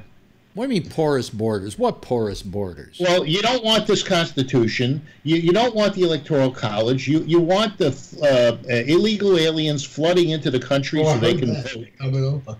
You know, they got room in North Dakota. Ship them all up there, right? Yeah, that's where they should put the prisons. They should put the prisons there. You know. Yeah, I'm with that. However, right you can hold the whole state and fill it all up with prisons. Good, I'm good. Well, those guys vote. So are you a nationalist, Phil? If Trump is a nationalist, I am for America first. Yes. You're for America first, but that isn't necessarily being a nationalist. Well, that's what I believe he means by it. But now, but what did Hitler mean by it? I don't think that. Yeah. Come on. What did Hitler mean by it? Hitler was a nationalist. I think, but Hitler wanted to kill Jews. No. Who doesn't want to kill Jews? Come on. Make Nazi great. Be reasonable. Everybody wants to kill Jews. That's true. Yeah. That's true. No, I don't. I'd rather. You know why they want to kill Jews? Because they met you. That's the reason. Yeah. I figure it's my theory that if Hitler had met up with you during World War II, he would have killed you and been happy to stop there killing Jews. He would have felt completely satisfied with killing a Jew. Imagine that. Kill someone what? Wait. Took him out. Tim, by the way, we've been joined by Tim. Hello, Tim. They should have took it out. Well, yes, Tim. Tim? I think everybody's overthinking this white power proclamation from Trump today. Yeah? The white nationalist. He doesn't understand a lot of words. I don't think he knows the difference between a naturalist and a nationalist. But here's what he did do. He is a nationalist The only reason he's a nationalist is because Obama isn't. Very simple. No, I think he hates Obama. I think his meaning of nationalist was different than many people interpreted it. Oh, well, there's only one way to interpret nationalist, Phil. Well, but let me be clear, though, that Trump does think it is his ability to change the English language. So go right ahead, Phil. Me too. So, yeah, I forgot what I was going to say. Why don't, Tim, you say something? God. Yeah. Oh my God, he's getting drink up. Oh, I remember what it was. I was talking to a guy. By the way, your microphone is awfully loud. I don't know. Maybe I can turn it down somehow. Yeah. Validate. The guy's throwing 100-mile-an-hour pitches 3 and 4 times in a row. It's amazing to see that kind of strength. Oh, that was 90. He slowed down to 90 so the guy could hit it. It's getting towards the end. There were 99, there were 101, and 99. Who's winning? Who's winning? The Red Sox? Yeah. Well, any description of that ball game without the written permission of the commissioner is extremely prohibited. So, is this better, Alex? Yeah, that's better. Yeah. Okay. So I was talking to a guy on Sunday about why so many Jews are liberal, and because they're highly educated and not selfish. No, well, Phil isn't. So you know, he said it's because the Jews were oppressed people, and they saw the blacks as oppressed people, and they wanted to support. Well, no. And he said that what they wanted to do was use the blacks as a buffer, because maybe if people went after the blacks, they wouldn't go after the Jews. So, I think that's a line of bull. Well, so now you're painting all the whose Jewish theory people. Was that, Phil? Hey, Phil, don't come on this show and try to divide us. We don't need more division. That's okay. You do a really good job, Tim.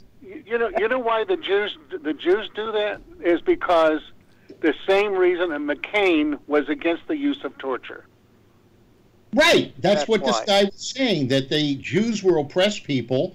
They viewed the blacks as oppressed people, so therefore they were very supportive. But do you think that? Do you think that? Use them as a buffer. That's just. Do you? That's do you think? Trumpian. That's just ridiculous. Yeah. Do you think that that's the excuse now? Because the point is that in this day and age, there are so many Jews that are separated from the Holocaust at this point that they're not coming up with that theory about, well, we were oppressed, so therefore we want to help other people who are oppressed. I think that maybe that's never been my reason. It's never been my reason for being liberal. My reason for being liberal is that the causes that I believe in and the things that I believe in are liberal causes, and I believe in them because I believe in people being nice to other people, and doing right by other people. Well, so do I. No, you don't. No, you don't. You voted for that creep Trump. He's a racist. He's a misogynist. Because he's put more people to work. He's put the blacks at lowest unemployment. No. Hey, you can't trust his numbers. Yeah. And by the way, the stock market's doing really good. Hey, there's got to be corrections for people to make money. Oh, corrections? Is that what you call it? Is that what you call it? He's been saying how wonderful it was under him, and now it's all of a sudden it's going south. Yeah. Why exactly does somebody have to lose and somebody have to win? If we're doing so good, Phil, why do they have to take away health care from people with pre-existing conditions? Or Medicare? I heard Trump last night say that he wasn't going to do that.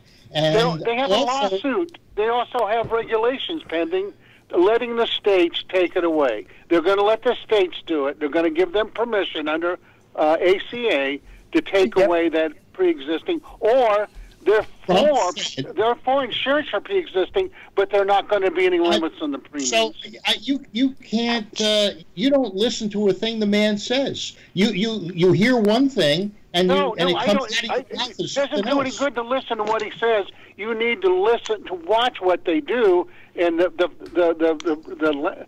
former director of the Medicaid Medicare Bureau says they're going out, they're changing the regs so the states can gut the pre-existing condition. Trump is protecting Medicare and Social Security. No, he's not. The liberals to rape it. And Phil, you're talking out of your ass, Phil. You're talking out of your ass, Phil. In fact, the Republicans have said, how are we going to pay for the tax cut? Well, we're going to have to cut some of the entitlement programs. Yeah, McConnell's already said that's their plan, and that's Ronnie's plan multiple times. McConnell just said that. And by the way, you want to hear another piece of bullshit, Phil, that Trump is doing prior to the election? He said, before the election, I'm probably going to ask for a middle-class tax cut. And he just did. No, he can't do anything about it because Congress isn't even in session till after the election. You know, he thinks he's a godfather, and he's trying to bribe the voters by dangling a $10 tax cut, and then he's also using blackmail because if they don't vote the Republicans, then they're going to gut Medicare and Social Security. Your Social Security scare has been going on since 1944. With them claiming that the Republicans are going to take away your Social Security. And they have been. They taxed it. The first thing they did was tax it. 70 years, nobody did anything. Who taxed it? Was it Bush? No, I think it was before Bush. It might have been Nixon, or it was probably Reagan. I think it was Reagan. But Nixon raided the trust funds and put it in the general fund and spent all the money. They let the Treasury use all the money up from the trust funds, and that was Nixon. Well, you know, you're crying. It used to be earmarked a separate fund, and they put it in the unified budget, and it's been rated to pay all the other bills that the Republicans had to finance. Democrat Clinton couldn't have changed that. No, he just kept feeding at the trough. You know, No. so after Nixon, you had. Well, Clinton had to get the economy moving. Obama had to dig out from underneath Bush. All we do is play cleanup after the Republicans. The Republicans always leave us in political shambles. Phil, the Republicans always leave us in political shambles, and then the Democrats are stupid enough to want to win the election, and they get blamed for having to somehow bail everybody out, and it costs money to do that. That's the price of power, I guess. You know what? The Democrats want power, and that's all they want, and they're willing to all we offer, want. Oh, and what do the Republicans want? They want the power so they can do such good for the people. Oh, come on! Personal freedoms preserved. Name one Democrat that has violated the emoluments clause and done everything for personal gain. Name one Democrat that did that. Who was the guy that your street is named after? Not Adam Clayton Powell. The guy who took over for him. I used to live on Eisenhower Avenue. Yeah, in Paris. You named the bridge after Koch. Are you talking about what's his name? A black guy. He was renting apartments. Yeah, but he wasn't president of the fucking United States. We're talking about. He asked me one guy. The emolument. Right. Correct me if I'm wrong. He asked you one president. Wait a minute. He didn't ask for president. Wait a minute. Hold on a second. No, he said the emolument clause doesn't.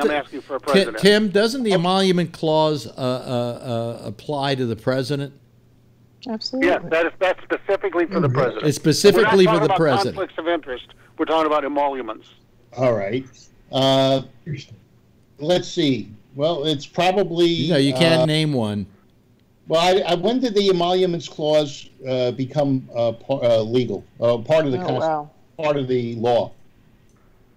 Jared Kushner was just seeking funds from Saudi Arabians for his private business. No. I asked you. A week or two before Khashoggi died. Was the emolument clause part of the Constitution, or no? It's not part of the Constitution. I don't think. Constitution, I believe. Is it really? Yes, it is. You're absolutely right. Yeah. The founding fathers put it in there. Okay. And basically explain to Phil what it is. You can't. Well, first of all, you can't accept any. You can't accept anything of value from foreign governments, or for actually any foreign entities. So foreign foreign citizens as well can't donate to your campaign or anything like that. Isn't Trump violating that right off the bat with renting making rooms to money him by at his keeping his hotel in hotels. Washington? It's a corporation. Corporations are people too. No, but who But owns he the did corporation? He didn't sever himself from the corporation. He didn't. He didn't. He doesn't have to. Yes, he does. Yes, It's not a he law, should. So stop saying this shit. Every Democrat, every liberal needs to understand one thing. If it isn't a law, Republicans are not going to stand by it. If it's just something we had in a gentleman's agreement about for 200 years, it's still not a law, and they're not gonna, and they're gonna just plow it under. We haven't had a president with his kind of money since maybe Jack Kennedy. And Jack Kennedy didn't make the money like Trump did. He inherited it, and it was easy. Trump didn't make the money either. His father did. His father did. More money than any of us. His father did. What? He's got it's estimated maybe $3 billion. Unless Alex buys the winning ticket and oh yeah, if you hit lotto, we could be just worth as much as Trump. Yeah. It's like 1.8. Almost. And it could well be that Donald Trump, see, we have no idea what his finances are, because he won't reveal his taxes. His taxes. Or his finances. Wait a minute, hold on a second. And because he won't, we have no idea what he's worth. I would say he's not even worth $1 billion at the. Well, if the Democrats take over Congress, I think they can get his tax returns. I'd like to see his tax. Yeah, I would too. That would be one of the only reasons. I'd like to sell all my comic books. Imagine his check bounce. The money's no good. He beats me out of it. No, I mean, I think, to be very honest with you, Phil, I think that if he hadn't won the presidency, he would be bankrupt by now. And Melania would have been a distant memory. If he hadn't won, he probably would have been better off financially than that he won. Because all of this stuff, this dirty mudslinging, wouldn't have taken place, and he just would have had a lot more. So saying Ted Cruz's father killed Kennedy isn't mudslinging? Well, he did. Yeah, he's the king of mudslinging. Yeah, well, now Ted Cruz is good Ted Cruz or Texas Cruz. What's he calling him now? Lying Ted. Not Lying Ted. He's got a new name. Yeah, he's Texan Ted or something. Still Lying Ted. Yeah. Texan Ted. Oh, look at that sunset. Look at that. How nice. The guy that's running for governor of Florida, it turns out, you talk about your emoluments. It turns out he took free tickets to the play Hamilton, and I guess they're investigating him for that. And it's that's not a violation of the emoluments clause, Phil. That's not what the emolument clause is. I didn't say it was the emolument clause. I said, talking about the Florida gubernatorial race. Gubernatorial. Whatever. The guy took free tickets to Hamilton, and I guess they're going on. Oh my gosh, that's awful. That's horrible. I'm not voting for that son of a bitch. Oh God, what a crook! What a crook! And compared to a couple $100,000 that your boy Brett Kavanaugh blew. Hey, that's just another whataboutism, Renee.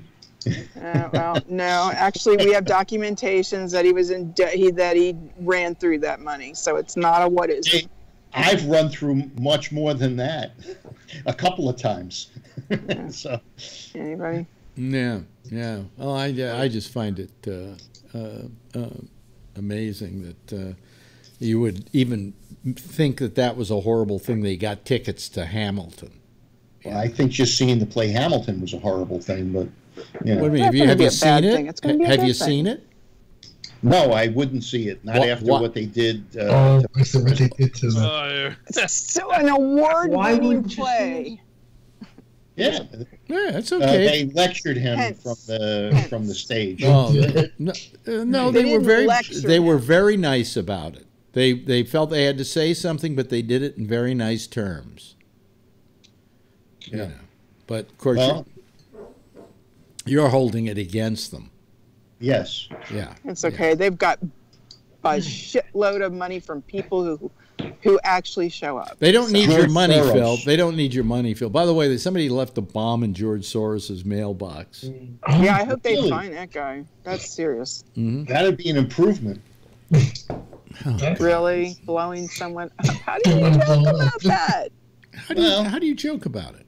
Was it a Muslim bomber with one of those jackets that Ay, caramba. the suicide bomber? No, Phil. It was a bomb in his mailbox. I'm going to start drinking Well, now. maybe his mailman didn't like him. I've got some Maui beer in the refrigerator. Yeah, I think I'm going to go for that. Drink one for me too, will you? Hey, it's Maui beer. Boy, that sunset's pineapple. getting. Shut up, Phil. That No, sunset's getting to they look have- good. That sunset's getting to look really good. Yeah, that's why I'm standing here still. Yeah, you get a nice painting out your window every night, don't you? Yeah, that's one of the reasons I bought this house. I don't have to get out of bed Yeah. to see a phenomenal view. Yeah. It's from every window. What a nice view. Really nice. It doesn't look like Queens, I can tell you that. No, it doesn't look like Queens. Tom. No one's going through the gardens right now. What's that over to the left? Is that a 7-Eleven? Yeah, that palm tree's there you go. That palm tree's the new 7-Eleven. Hey, Jeff, we lost a famous heart doctor that lives on our island. Who was And it? I'll have to look up his name. I saved it for you, but I don't have it In right here on Hawaii? the iPad. Yeah, he lives on the Big Island, which is my island. He's a very famous guy. What do you have? Everybody's. What happened? Do you have a heart attack? Barnard. I think he's dead. No, What? he was an older gentleman. I think that's Yeah. kind of What did he stuff. die of? Heart attack? Oh, somebody turned to the maybe? drum. Renee, how was the winters there? Is it cold? This is when. No, Tony, man. There's Only one season. so Really? It's always we have two seasons. One is Tommy Bahama, and then Night Tommy Bahama. So that's our wow. It's yeah Is we that the long sleeve? yeah So you that's need the it. English all year round. well. Yeah, no, it's way. Wow, You, look if at that. I'm Look- not going to tell you because you have to go through winter, and telling you at the beginning of winter is not a nice thing to If do. people are just listening to us, man, you're missing something about not going over to the video. It's a gorgeous sunset that we're. So what is it, 80 degrees there? Oh no, it was hot today. It was like 89 was the real feel, so it was a little too warm. And it's still October, so we think it's going. The nights have been good. We're finally below 71 at night, so it's good sleeping. Yeah. Wow. Well, I just put you up full screen there. Okay, then That's I'll what stay we can still. do for the end of the show. Is just see that beautiful sunset going down. So. I can't make it full screen in this new Skype. Oh, really? I wonder why. Well, no, Yeah. because you're not getting it. Yeah, only the people are watching the video of the program. No, I there you understand, go. but on Skype I can't make it full screen. Oh, really? Oh, Yeah. okay. I don't know why. Well, move your camera so that the up a little Right or bit. left? Up. No, down more. There we go. See, that way we get the palm trees and everything because I've got all the people along the bottom of the screen right now. Look at that. Oh, there you go. folks. Okay, I was wondering why you wanted so much bottom. Yeah. Okay, good. Yeah. Why I wanted so much bottom? I'm not gay. Anyway. Again, a Brian reference. So what side do you wear your handkerchief in? Yeah. Anyway, everybody, why don't you give a big wave goodbye to the audience out there as we say goodbye to Hawaii. Look at that, folks. It's beautiful. Thanks, people. We'll see you hopefully tomorrow night. That's our citizens panel for tonight, and a lovely closing shot of Hawaii. Oh boy, that's really nice. I love it. I love it. Anyway, thanks to everybody. Thanks to Phil and Tony and Kevin and Phil and Renee and let's see, who else did we have here? I'm forgetting now. Jeff. Who else? And we had Tim. So I think that's it. I think I got everybody. If I didn't, I'm sorry. But that's it. That's it for our little group tonight, and hope you all enjoyed yourself there. We'll be back again tomorrow night. Jack Bishop is next with The Intersection. He's followed very closely at 1 o'clock this morning Eastern Daylight Time by Connections. And then tomorrow at 8:30, we got our sports show, Franchise MC and the Arena. And that is followed by Damian Chaplin. He's at 9:30 Eastern Daylight Time. And then at 10, I'll be back again. Same time, same station in life. And in the meantime, if you see her, tell her I love her. Okay? Okay.